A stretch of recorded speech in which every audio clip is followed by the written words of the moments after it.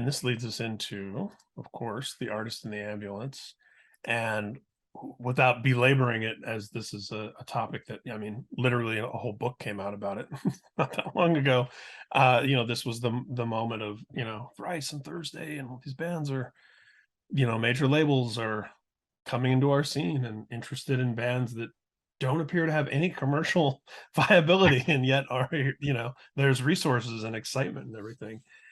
So obviously, going from those experiences of only having a couple of weeks to do something, you did work with Brian again on this, but I would imagine there was a little more comfort in the sense that you had more time and there was more behind it.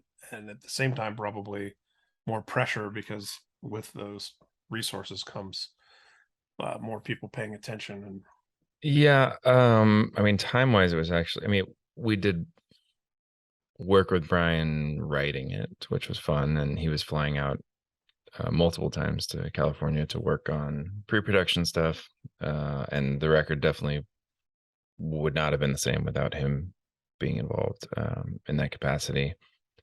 And which was great because we'd built a rapport and now like had a lot of trust, and um, so that was really helpful in the writing period. But time-wise, as far as like writing it all, we definitely didn't have as long as we wanted and felt pretty rushed because we had, tours that were already planned. And so that was a little bit more of where the pressure was coming from. And there's, definitely the kind of major label thing, but I feel like Brian really tried to bear the brunt of a lot of that and shield us from it. So we felt pretty just like, this is, the record we're going to make. And I mean, we always had a pretty great relationship with the people at Island, at least like in the beginning when it was all the people that we had kind of signed with. So, yeah, we felt like they trusted us and were interested in, the long haul view and not just trying to find a single. I do remember it was because of that time crunch, though, we had to finish All That's Left first because that was going to be the lead single and it had to like get done in a certain time. So that was a bit odd because the record was not done and we were finishing that.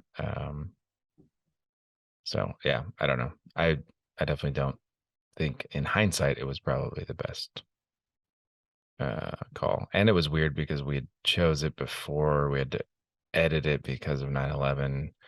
And originally I was just saying We Are the Dead a lot in the song, and they're like, you can't, it's too much. You yeah, gotta this change. didn't go on the radio. Yeah. So yeah. Yeah, I believe it was the week of 9/11 when Machine Head went to radio with a song called Crashing Around You. And I was like, well, that's not going to, No.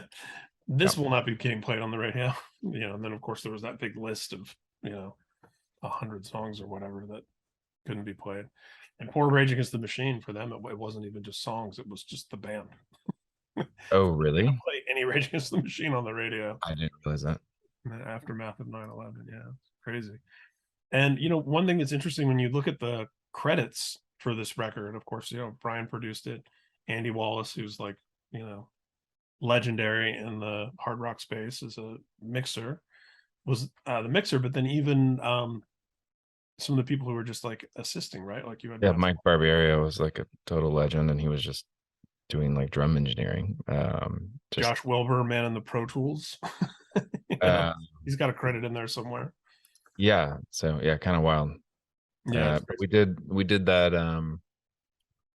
Did the drum stuff up in Bearsville, which is no longer around, but that place is amazing, and we'll come back to that for BC. But that was our first experience there. It was like snowy and just gorgeous up in the upstate New York. Yeah.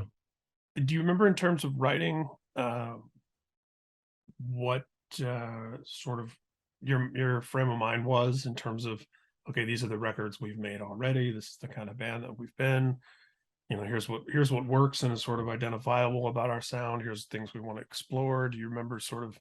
Yeah, I mean, we were definitely like I mean, illusion of safety is wildly all over the place, and like there's no linear, or I guess it's actually is kind of linear if you look at it that way, but there's no like normal song structure. Things don't ever come back. It's yeah. So we were learning a bit from Brian about like, hey, you can play a part twice. Like sometimes that's nice to hear. So That part's definitely, really cool. It's even cooler when it comes back around. um, so there was definitely like, okay, like we don't have to just keep changing parts all the time.